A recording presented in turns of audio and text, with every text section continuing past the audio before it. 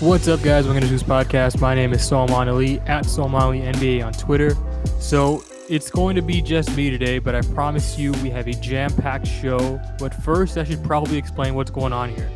And if you are just an audio subscriber to the podcast, I'm currently waving to my very first YouTube audience on the Apollo Houston channel. If you want to exit out of your podcast player to come see what the hell I'm doing and what the hell I'm talking about, you can find the channel link in the description of this episode. So first, let me explain. First, if you're a subscriber to this Apollo Houston channel and you've never heard of me before, I don't blame you, A.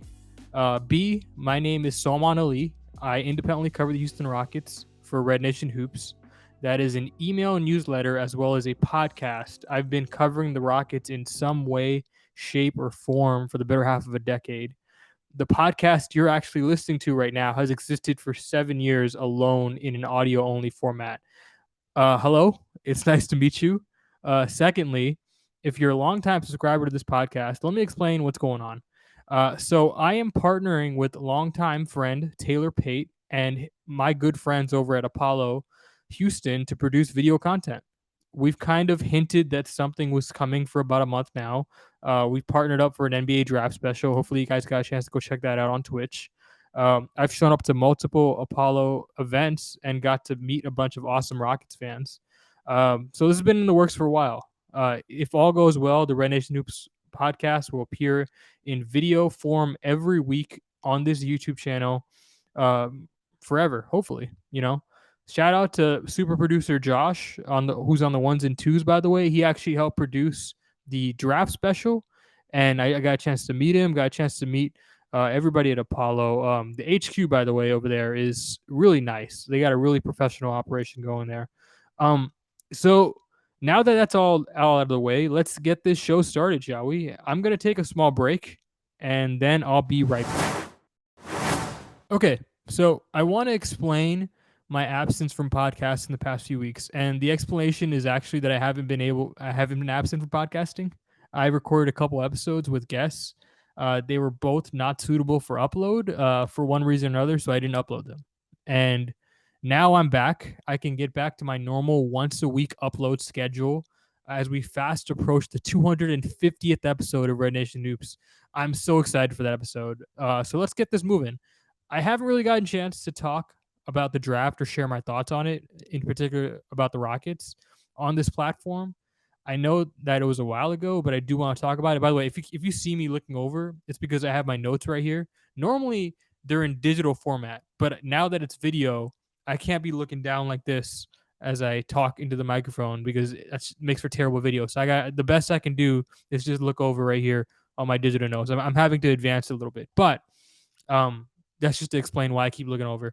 I have my notes up here. Yeah, the Rockets draft night. I thought they did great. On the whole, I gave them an A for the night. After Chet and Paolo came off the board, Jabari Smith Jr. is 100% the guy I would have selected. And I may have explored taking Jaden Ivey, but overall, I would have picked Jabari at 3. He's just such a clean fit and exactly what the Rockets are looking for on both ends of the floor. He's one of the best three-point shooting prospects of all time. And the Rockets were 21st in the NBA in three-point shooting last year.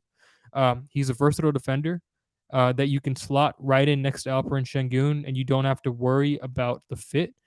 I'll get back to this point a little bit. Tari Easton at 17. I like it.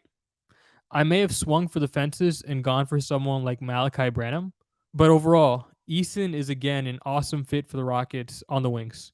After Chet Holmgren and Jeremy Sochan, he was probably the best defender in this draft left on the board. He became dramatically better shooting the basketball in his sophomore season. You can play him at 3, 4, and 5. He can defend multiple positions, and it helps you insulate Alperen Şengün even more. And this is why I wanted to come back to this. Next season is the year of LP, baby. If you weren't on the Şengün bandwagon before, you better hop on now because the Rockets are clearing the runway for this guy. They traded Christian Wood, so that starting center position's open. The floor is going to be space for him to operate down low without worry. And Houston is going to put a ton of defensive versatility around him, whether that's Jabari, Eason, Garuba, or Jae'Sean Tate, Houston now has the flexibility to put 2+ defenders next to him at all times. So I like the Eason pick. I like the Eason pick a lot. And just as a quick aside, it's funny how Houston is just scooping up these analytic darlings like in the middle of the draft nowadays. Last year they took Şengün, who many of the numbers guys were willing to tell me that he should have gone top 5. And this year they took the guy that someone just a few days ago told me he had in his top 10. That's Tari Eason. Um, I'm not gonna tell you where he had him because these organizations are like super proprietary with their modeling systems, and they don't like to share that kind of stuff. But I think he's okay with me saying that Eason was in his top 10. Just kind of tells you that after Daryl, the Rockets haven't done away with analytics as a factor in their decision making quite yet. It's very much still involved. Ty Washington at 29. That's pretty good value. That's pretty good value. I'll be honest and admit that I wasn't the biggest Ty fan. But even I had him ranked like 23rd on my big board at rednationhoops.com, by the way, if you want to go check that out. He's a nice guy to have as their backup point guard option if Daishen Nix doesn't work out. Or hell, like on the high end of things, he could become your starter if KPJ and Nix both don't work out. Now, that's obviously a super high projection. You shouldn't expect that. That's not what I'm projecting, but that is something, to just think about. Generally, it's best to think of him as like a fourth guard because the Rockets already have so many guards. They have KPJ, Jalen Green, Josh Christopher, Daishen Nix, and now Ty. So I would probably mentally slot him in as that fourth guard for Houston. And again, and they have Eric Gordon as well. But I think they're going to use Eric Gordon more as a wing. But again, they could have swung for the fences here and taken someone like Jalen Hardy. But I like this value of 29. And it's easy to see that Houston is kind of stacking the roster with contingency options at every position. Because make no mistake, some of these guys aren't going to work out. Not everybody you draft works out. And it's better to know that now and plan with it in mind than find out the hard way later. And I want to end my draft talk with the Christian Wood trade. Because as you all know, I wasn't the biggest fan of the original return on this trade. Number 26 in a not so deep draft for a player like Wood feels objectively below average. However, Houston takes this trade and turns it into Wood and for Ty and 2 second rounders. That's about median return for Wood. Still not great, but certainly not bad. And I highlighted this trade to say this. I think I need to start giving Rockets GM Rafael Stone the benefit of the doubt with some of this stuff moving forward. I wrote about this at rednationhoops.com, but I'll say it here again. The Rockets are getting the big things right. I may quibble about a decision here or there, but in general, I think they have a well thought out plan. I think they're disciplined in their approach, and it's hard to argue with the results. They've built out the bones for a logical, competitive basketball team. They just make sense, right? I talked about earlier about how they're making LP the focal point, and they're doing that by logically fitting him with players that compensate for what he's bad at. That's just one example of how they're kind of being very logical about how they're building out their roster, and they have a plan, and they're following through with that plan, and I respect the hell out of them for that. And they aren't done building yet. They could still get another lottery pick next year. They have all these Nets picks in their back pocket, and they have over $70 million in cap space next year. There are a ton of avenues for them to improve, and in just 2 years, they've also dug themselves out of the hole that the Russell Westbrook trade put them in. Now, we still don't know what those picks and swaps will end up being, but they've done enough to prevent complete disaster. I don't think, that OKC trade is going to be horrendous for Houston anymore. I'm not going to sit here and say I view Rafael Stone in the same light as Morey, Ainge, Masai, Presti, and all these other top executives, but he's done enough to be. He hasn't done enough to be included in that group, but he's done enough to get some of the benefit of the doubt with me. I'm no longer going to second guess every decision Houston makes. But Again, that doesn't mean I won't criticize or question Rafael when it's warranted. I think I'm just gonna start giving that front office some breathing room if they do something I find questionable. You know, for example, I was pretty harsh on them for not pulling the trigger on an Eric Gordon deal at the trade deadline. For stuff like that, I'm going to wait and see what the end return is before I rush to judgment. I can't take back what I said about the Gordon stuff. You guys can go listen to it if you want to. But if they can get a first round pick by waiting out the market, I'll recant that criticism. You know, I'm never afraid to say admit when I'm wrong. You know, I don't I don't think there's any value in doubling down, so I'm not going to do that. All right, let's take another quick break here, and we'll be right back. I'm really struggling to get used to this video format. Okay, what else happened while I was away? Kevin Durant requests a trade out of Brooklyn. All right. Obviously, Rockets fans are salivating at the mouth because of what this could mean for those Nets picks that they acquired from the Harden trade. And I think they're right to do so. Don't get me wrong. Like, is this the slam dunk best case scenario for those Brooklyn picks? No, but the best case scenario is the best case scenario is KD never signs that extension and he leaves the organization high and dry in free agency along with Kyrie and Harden. However, is this a good outcome for Houston? Absolutely. Now you know for sure that those picks are going to be much more valuable on the front end than anticipated. But I do want to caution fans. This is not like the Celtics situation in 2013. It is unlikely that the Nets picks end up in the top 3. Billy King's not in charge anymore. This is a Sean Marks operation. And for my money, that dude is one of the best executives in basketball.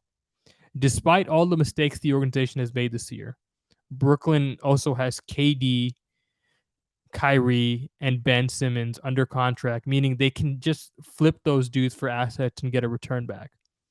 The Nets in 2013 had like Bojan Bogdanovic as like as their best trade asset, right?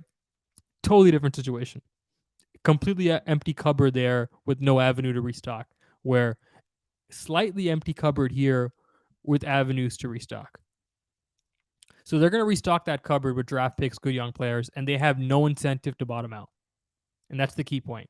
Even if they talk about these picks as if they're a sunk cost, they will actively fight those picks being good. So that brings me to a question I posed this week on my newsletter. Is now the best time to sell those Nets picks? Because you could make the case that those Nets picks are probably the most valuable they're ever going to get right now. It's not conclusive, but you can make a pretty compelling argument that they may be. Should they call Toronto and inquire about Scotty Barnes? Should they call and ask about Donovan Mitchell? Or Denver about Michael Porter Jr.? DeAndre Jordan in a sign and trade with the Suns? Maybe Orlando is willing to sell Jalen Suggs at a discount for a pick, a swap, and Kenyon Martin Jr. You know, he didn't play that well last year. Maybe Houston can capitalize on that and decide to sell maybe a couple of these assets off for Suggs. And that can be their point guard option. You know, will the Sacramento Kings be receptive to Davion Mitchell trades? Who knows? The world is Houston's oyster right now, and they should explore it, especially with KD on the market right now. Because if you think about it, who values those picks more than any other team in the NBA? The Brooklyn Nets. What if you can sneak into the KD sweepstakes as a third party and facilitate things by offering the Nets control of their own future back? I'm sure they'd be receptive to at least hearing what Houston has to offer. Maybe that's being the vehicle to landing Houston a blue chip prospect like Barnes or Ayton, whoever. If I'm the Rockets, I'm at least having meetings about it, and I'm having someone put together like 12 different kinds of trades that can be put up in an office on a whiteboard somewhere. It's just something to think about.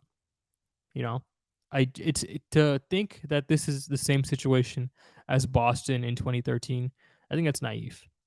It's unlikely that they are going to get an asset back like Jason Tatum or Jaylen Brown for one of those picks. Like it's just that's really hard, right? It's like you're talking about first of all, the lottery is flatter now, right? So you're not gonna you're less likely to be in the top 3 than ever before. Second of all, they're going to try and avoid this, and they have avenues to try and avoid this. Whereas in 2013, they had no avenues to try and avoid catastrophe. So I would just be very careful about locking in those picks as like, oh, they're for sure going to get a top end prospect. Now, when I say top end, I'm not saying lottery. Like they're probably going to get at least one lottery pick back as of right now. Like just the projecting out, it's unlikely that the Nets don't convey one lottery pick to Houston at some point in time if things stand pat. But are they going to convey a top 5 pick? Probably not. Probably not. Just because the Nets are going to try in this Kevin Durant trade to land good players back that keep them competitive. And if they can get like Donovan Mitchell or Scotty Barnes or whoever, if the salary filler they get back is good, is talented, they're not going to bottom out. They're not. They just have incentive to not do so. They have no incentive to bottom out. So I would keep that in mind. Get excited, of course. If you're a Rockets fan, get excited that this thing is, coming down in flames as quickly as it has, and that those picks have gone up in value. But consider the idea that maybe it's time to capitalize on that value. Maybe start thinking about moving those picks. If not now, maybe in the future. I think this is the highest point. I think there's a real possibility that this is the highest point in value for those picks. But even if they decide to trade those picks next summer, when they have all that cap space for a star player, I don't think it's the worst idea in the world. You may be missing out on what those 2020 on that what that 2027 swap from Brooklyn could be, but as long as you're not trading those picks back to Brooklyn, they have no incentive to bottom out, and they will fight it. So it's just food for thought. What else have we not covered? Free agency. That Jae'Sean Tate contract Houston signed was awesome. It was awesome, simply awesome. Like, if you're talking about a bargain for one of the best defenders in basketball, and it's a raise that actually helps Houston, you may be thinking that's strange. When does giving a player a raise ever helpful for an organization? Well, here's the thing. Jae'Sean Tate's last contract was so cheap that it was actually difficult to construct trades because it required packaging him with at least one other significant contract. Now his contract is sizable enough that A, you can trade him in a 1-for-1 for, whatever contract, like a normal NBA contract. And B, you can more easily aggregate him with other contracts. Perhaps there's a star player available that you want to trade for. Combine Tate's contract with Eric Gordon and David Nwaba, and you have a seat at the table for most star players. You can salary match. At least over the next year. When they have all that space next year, they won't have to do all that. Obviously, they can just take players into space. So I love that signing. A plus.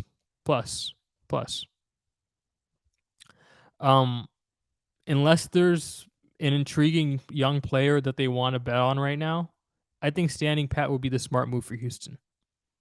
You can waive Boban and add a young player you like during the season. There's no reason to do that right now if you're not in love with somebody.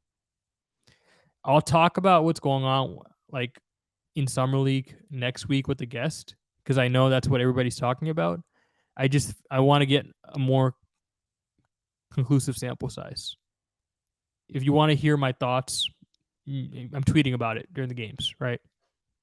But I'm not going to do a podcast analyzing what's going on in Summer League until there's like 4 games in the books. So next week, you'll have that Summer League podcast where I talk about everything that's going on in Summer League right now. It should be fun. I love Summer League. It is extremely interesting to see these young players battle it out for effectively roster spots, but not roster spots, rotation spots. Who's going to be the backup point guard? Is it going to be Ty Washington, or is it going to be Daishen Nix? Stuff like that is interesting to me. Or obviously Jabari Smith Jr. is the show, right? Obviously he's super compelling. What about Tari Eason? This young guy looks really good. We'll talk about him more next week, but the players like him that are drafted like mid lottery that look like, or actually outside the lottery, just outside the lottery, are some of the most compelling talents, because if they show the requisite talent to look like players that should have gone in the lottery, it makes Houston look a lot better. So we'll talk about all that next week. Subscribe to our Nation News Podcast on Google Play, iTunes, and Spotify. If you want to watch the video, subscribe to Apollo Houston on YouTube. The link is in the description. I'll talk to you guys next week. Later.